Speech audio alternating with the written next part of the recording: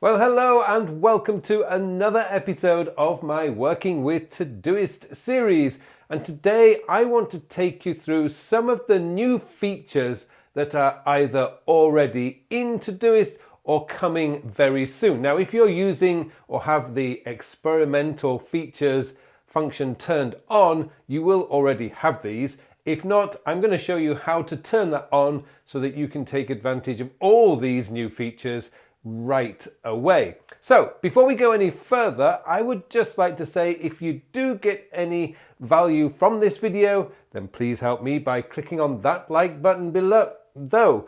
And if you haven't subscribed to my channel yet and you want to get all the latest tips, tricks and news on using Todoist, then please subscribe to my channel. Okay, let's go into Todoist now and I'll show you how to turn all these amazing features on. Right, before we get into this, one of the things you're going to need to make sure you are doing is that you're working from the experimental features of Todoist. Now, to do that, all you need to do is to go into your little picture or initials if you don't have a picture. Click on that and go into your settings and go down to advanced.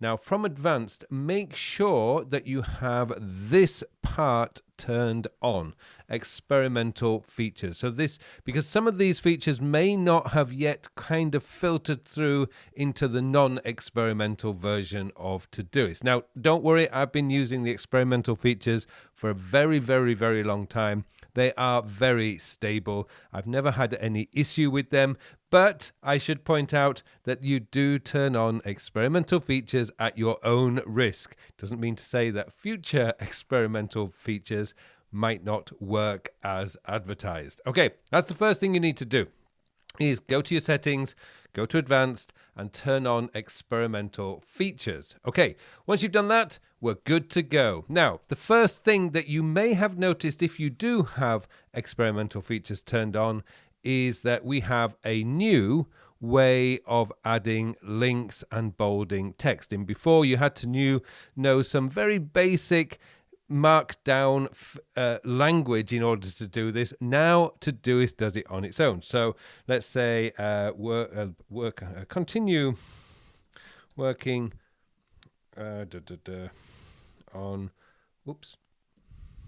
on my VA list, which is a virtual assistant list. Now, when I do that, if I actually just highlight that text now, you'll see that we get bold, italic. So that's just the formatting.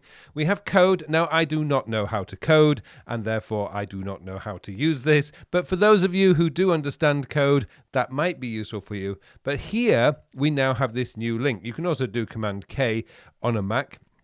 If I hit that and then paste, I can paste in a note.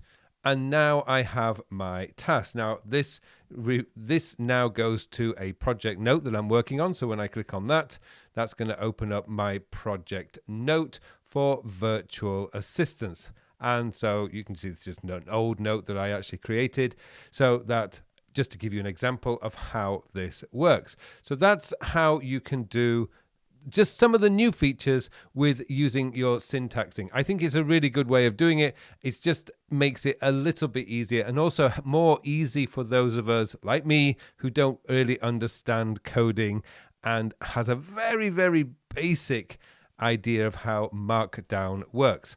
Now, next up, and this one is probably for me the biggest new feature that's come, and that is in this upcoming view. Now, traditionally, let me just go into here. I will show you what it used to look like. Your upcoming view used to be like this. Now, it's helpful, but you're doing a lot of dragging down, and it's not that easy to see how your week is going. Now, Todoist have obviously figured this out, thinking this is okay, but it could be better, and they've made it much better because now we can go in and we can change quite a few things in the upcoming. So for example, we can change the layout to board, which I'm going to show you in a moment. We can do sorting by default. We can change the sort. Now, just remember, when you change the sort, you can no longer move things around. Just keep that in mind. So with this particular one, upcoming, I'm not going to change anything from the default because I want to be able to move things around. So let's change this now to the board view. And I'm just going to remove the menu. And let's go into next week. So all I have to do is to click on this little arrow here. It takes me to next week.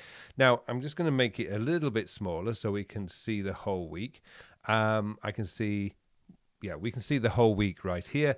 Not too bad. So what I wanted to do here is now I can look, when I've done my weekly planning, now I can look at my list and I can go, oh dear, Thursday, I know I've got a lot of appointments, which is why you need to be checking your calendar. I know I'm not going to have time to work on some of these. Wednesday, I have a lot of appointments. So what I'm going to do is I'm going to start thinking, well, I'm not going to have time to work on this project on Thursday. So I'm going to change this over to Tuesday. Now, this is why you do not want to be turning on these features. If I turn on this and sort by, let's say, by priority, now they're not going to move. I can't move these around, which is not what I want to be able to do. What I want to be able to do, I'm going to remove that. I want to be able to move these around because when I've done my weekly planning, I want to make sure my week is balanced. So I can look at my calendar and I can see, oh yeah, Thursday, I have 1 or 2 meetings in the afternoon. What in here, do I really have time to work on that? Probably not, but Friday's looking quite good. So I'm going to move that to Friday. And I'm going to be looking around here and seeing what else I can move off till Friday, particularly here. Let's say, well, this video is going out on Thursday, so I need to do that on Wednesday. Actually, maybe I'll do that on Tuesday. And so I can go through here and just balance out my week to make sure things are kind of nicely balanced for the week based on my appointments and everything else. And this is something that I really love about the upcoming view. So if I just bring back the menu, and so that's in the new upcoming. And I really, really think that is going to be super helpful for you when you're moving forward, when you're doing your planning at the end of the week or whenever you do your weekly plan. You can make sure things are moving, that you've got your week balanced. Now, if I go back to today, now I'm recording this on Sunday, which is the 8th. So I can now look at my whole list here for the day and think, yeah, okay, that's manageable. Equally, if I go back to here, and I think we've been able to do this for a while, you can go into again, I can go into layout, I can change my today into a board. And I can, as I think I showed in a previous video, using labels, I can actually customize the view a little bit so if you look at here, I can go and change that. And what I might do is I'm going to change that to group by, let's say, priority. And there we go. So I can see very easily. This is how I would do it because I don't really separate my work from personal. But again, remember, once I've got a custom view, I can't move things around. But with priority, that's not too much of a problem. Let's say this is really important today, so I can just change the flag and it's going to come up into 2. I don't really need to do that, done that. And this is very important today, so I'm going to make that a yellow flag as well. So you can do it that way just to move things around.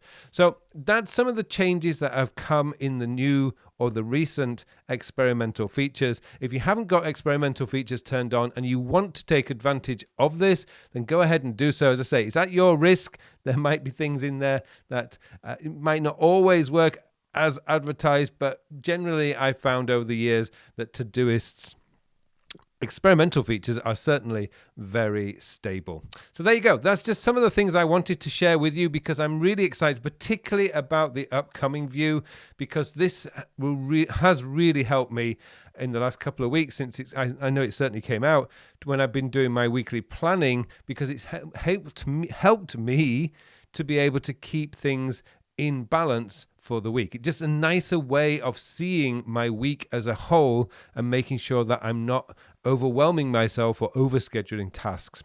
So there you go. Thank you very much for watching this episode. And it just remains for me now to wish you all a very, very productive week. Hello, thank you very much for watching my videos. Now I have something exciting to tell you about. Recently, I have developed a brand new time management system. It's a system designed to manage your time in the 21st century. The world has changed a lot over the last 20 years. In fact, it's actually changed a lot this year. And what we need now is a system, a time management system that is very easy to use, easy to maintain, so that you can spend more of your time doing the work. And that's what the time sector system is all about. It's going to change your whole belief system about the way a time management system should work, because this focuses on when you are going to do the task. And let's be honest, it doesn't matter how motivated, inspired, or how urgent something is. If you don't have time to do it, it is never going to get done. And that's what this system is built around, getting your work done, so you can spend more of your time doing the things that you want to do. I hope you join me in this course. The full details of the course are in the show notes below, so please join me, and thank you very much for watching this brief video.